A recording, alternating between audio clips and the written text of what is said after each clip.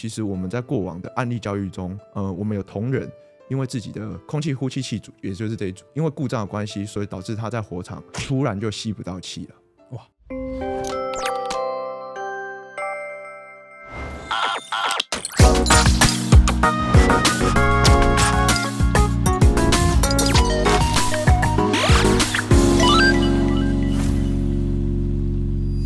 ！Hello， 大家好，我是志奇。那最近屏东的明阳大火事件引发了社会各界的高度关注，而其中消防员这几年不断发生重大死伤的状况，也再次的掀起了讨论。那我们之前曾经做过一期影片来讨论台湾消防员的困境，那这一次希望从专业人士的角度带我们了解一下，为何台湾的消防员常常会发生这样子的悲剧。那这集我们邀请到的是消防员工作权益促进会的理事长黄玉祥，那有请黄玉祥帮我们简单自我介绍一下吧。大家好，我是玉祥，是现职的消防员，服务于台南市政府消防局的新营分队。消促会是一个怎么样的组织呢？我们是一群为了去向政府表达我们对消防权益的诉求所组织起来的团体。那因为碍于现行的法规，所以我们没办法组织工会，那我们就以协会的方式作为我们一个基层团体的代表。那因为明阳大火本身还在调查当中，所以这一集呢，我们会比较聚焦在消防员的长期困境，为什么重大的消防事故会一再的发生，然后为什么改革会如此的困难。不过在开始之前呢，先让我们进入到工商服务时间。你有听过光纤到府吗？如果你喜欢打电动、追剧，又或是常常 work from home， 对于网络品质有要求的话，欢迎参考大大宽频推出的大大旗舰方案。这个方案会把光纤网络直接从机房送讯号到你家，中间不经过其他的设备，让你享有比 cable 或是 ADSL 更快、更稳、更安全的网络。而且现在申办不用跑实体门市，透过大大宽频的数位门市，24小时都可以申办。如果你选择旗舰方案，1个月1000油照，还享有数位电视、WiFi 6的机台免费租用， HBO 电影套餐免费观看的大礼包优惠。如果只想要单纯上网，也有每月500元的虎速方案可以选购。有兴趣的话，就点击下方的链接到官网看看更多的方案，线上申办吧。首先，我有一个问题想要问的事情是，当初玉祥你怎么想要加入这样子的组织？其实我的身份比较特别，是因为我在刚毕业就是下单位之后，大概3个月左右，我遇到了人生中一场大火，那就是2015年的新屋保龄球馆大火。那一场火警呢，它造成了6位消防员的殉职，我就是其中跟他们一起进入火场救灾，那唯一有走出来的消防员。殉职的消防员中，其实有我2位同学。那还有一位认识的学长，我思考很久，我认为说，我应该把我在里面的所见所闻，我的经历，要告诉社会大众，也向消防局提出一些具体的诉求以及质疑。像我们一般民众在看到这个火灾新闻的时候，都会觉得非常的痛心。那我相信你们身为消防人员，一定会更难受。所以不晓得你们在看到像这次事件这个新闻当下，你们的想法会是什么？那其实作为协会的干部，我们除了感到悲伤之外，其实我们更多的是错愕，因为过去10年，我们向政府提出非常多改革的诉求，但是都要等到殉职案发生的时候，社会舆论开始发烧，政府才会开始正视我们的声音。那对于其他一般消防人来说，我觉得除了悲伤以外，他们更多应该是一种无奈。那其实消防员想的很简单，就是我们希望有一个跟一般人一样受到保障的工作环境而已。其实过去这几年，台湾似乎不断的就有消防员他们殉职的这些悲剧发生。我很好奇是这个状况到底有多么的严重？台湾近10年，再加上这次屏东殉职案，那我们总共殉职了43位消防员。那这个数字有多严重呢？香港的消防处成立了将近100年，但是只有33位消防员在救灾殉职，还有3位的消防员因救护勤务而殉职。刚刚讲到43位，台湾是几年之间呢？10年内。那差很多。对，差很多。那这10年来伤亡数字，从你们的角度来看，应该算是非常的高。那这个原因是什么这个要先从我们的社会环境谈起。业者他其实普遍防灾意识不佳。前阵子大雅的火警殉职案，其实我们也开始检讨说，国家并没有去管制所谓的违章工厂，非常多的农地的违章工厂。那这也导致说，因为这样社会风气，那业者会倾向于把企业的防灾的责任或风险外部化。对，现在一般就是业者他们会需要在消防这一块，会需要做2件比较重要的事。第一就是消防设备的维护，然后第二就是所谓的防火管理。那防火管理在做什么？它就是负责企业的减灾。其实我们会发现，我们制度其实并没有很严谨，所以导致说业者他们其实与其说是我们要求业者要做自主减灾，更像是消防队在拜托业者要交作业。最后我们还是要回到说，其实我们消防人力长期不足，然后以及说装备老旧需要汰换的问题，这其实也是会影响到我们殉职的一个原因。那我们也有听说，像消防的单元，它常年是人力不足的。那这个短缺的状况，我想说可以趁着这个机会让大家知道，它到底有多么的严重。那这个问题呢，我觉得可以分为2个部分。那第一个部分呢，就是2014年的时候，其实我们消防署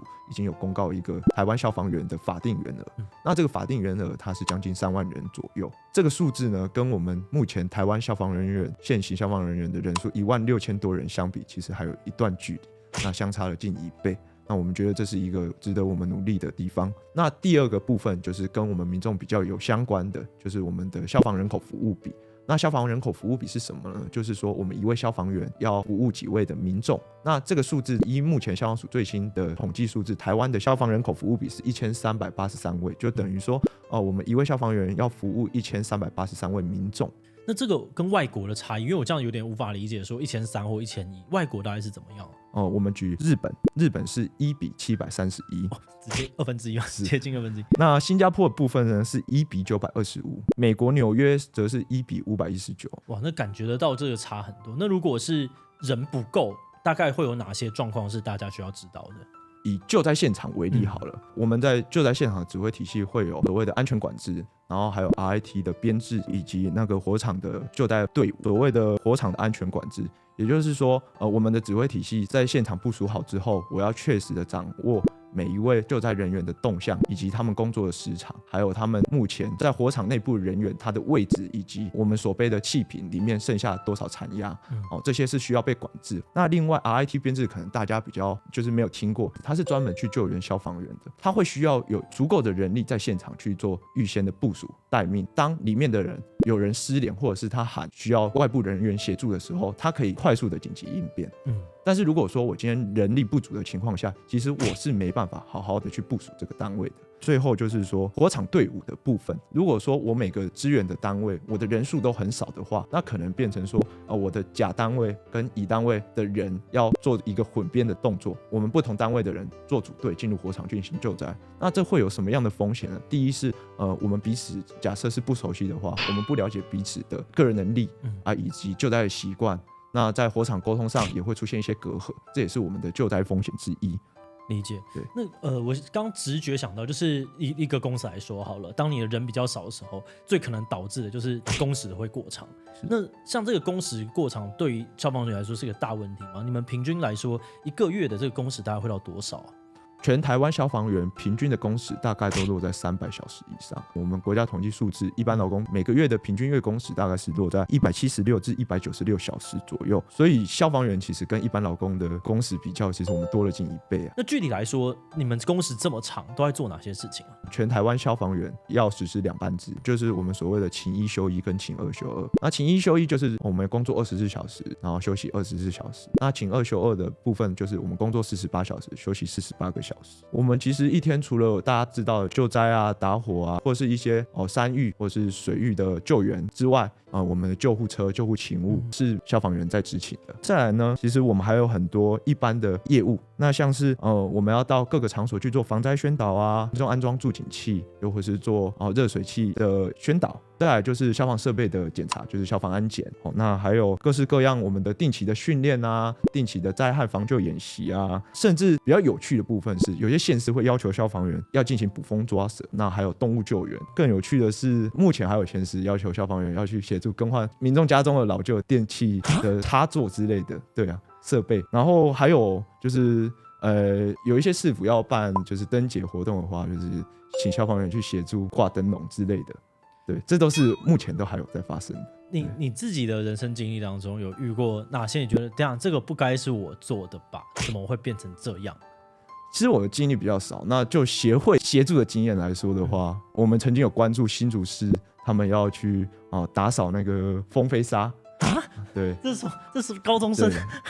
有上新闻的。那还有就是去动物园帮动物洗澡啊，哇，那当下接到的那些同仁不会非常的崩溃吗？其实大家也是无奈啦，但是就是我们的政府喜欢用一些行政限制，因为消防队是24小时待命，人力相对其他公务部门来说看起来就很多，所以大家觉得消防队是便宜又好用的人员。那设备呢？就是常常看到一些消防员他们可能会抱怨设备，例如说装备太老啊、太旧，实际的状况大概是怎么样子啊？我们必须得先说啦，就是过去10年其实殉职案频繁的发生，其实也推动了政府有很多在装备上的补足这是我们必须承认的。但是其实我更想谈的是所谓的后勤机制。其实我们政府花了很多钱在采购大量的装备，但是往往说装备买了，新闻的记者会发布了之后，后续的定期检验、维护，又或者是汰换的这些成本，它并没有把它算在内。像是我们火场比较常见的一些器材，比如说我们的救援梯，那又或者是在火场要使用的面罩啊，以及我们的气瓶，它其实需要定期检验的。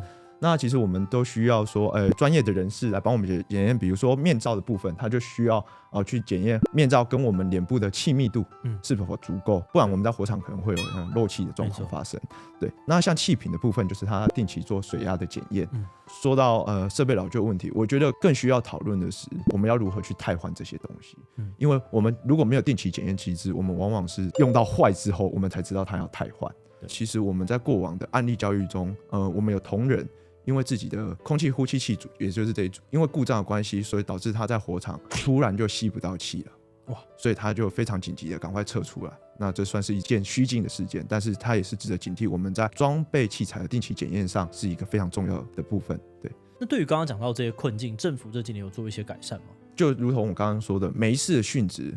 都会推动政府往前走一点点。那像是新屋火警殉职案之后，政府开始去推动说，要每个分队要有一支所谓的热显像仪。就是进棚火警殉职案之后呢，中央开始重视就是所谓的化灾的处理机制，再来就是呢，我们的火场管制机制以及 RIT 还开始真正的被重视。好，那像前几年台中大雅的殉职案，协会也成功的去推动了消防的生命三权入法。虽然我们刚刚有提到这些改革，但是其实我们还是想说是在人力不足的情况下，还是很难实施的。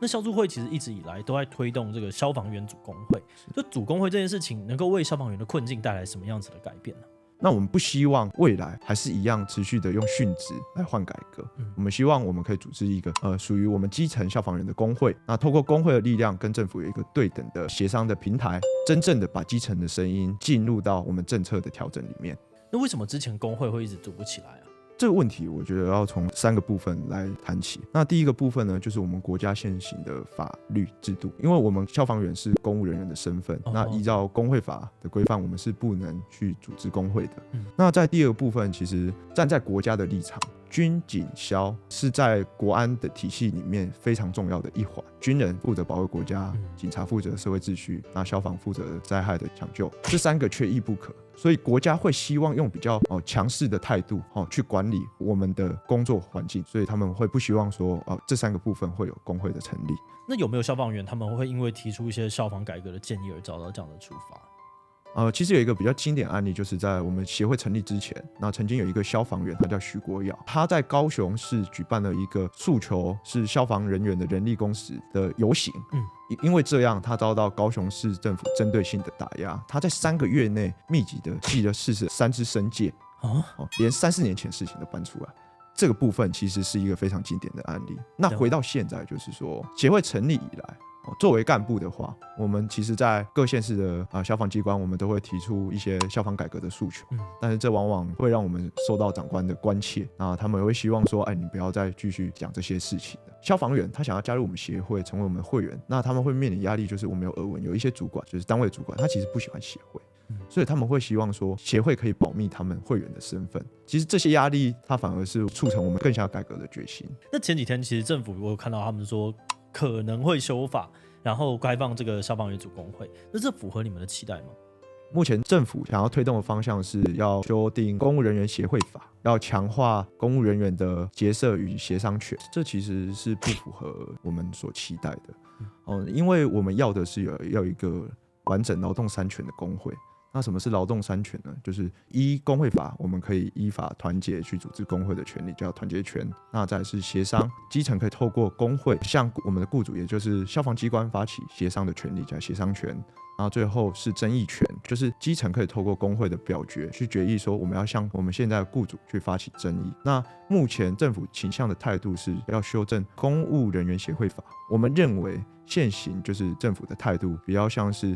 要给消防员一个残缺的团结权、空泛的协商权以及缺乏争议权的一个组织。理解。那我们来总结一下，就是如果今天我们大家希望消防安全可以更加的被重视，那政府到底还可以做哪些事情，然后来让整个消防安全可以变得更好呢？这就要回归到我们这次的具体的诉求，就是顾职安、要公安，然后再来就是我们几个老生常谈的消防能力以及回归专业。顾职安就是我们希望政府修法去保障消防员的职业安全，再来就是公安的部分，我们认为说我们应该修法去强化企业它对于自主减灾的责任，不要再让企业再把他们自己的风险外部化。那再来就是消防人力，我们希望政府可以再尽快的补助，让我们在救灾上可以更安全。最后就是我们也希望说政府要停止滥用我们消防的资源，让消防员可以回归到专责的救灾救护上面，保护民众的生命安全。对于一般民众来说，他们可能已经从这个节目里面认知到说，对，这也很重要，想要帮忙。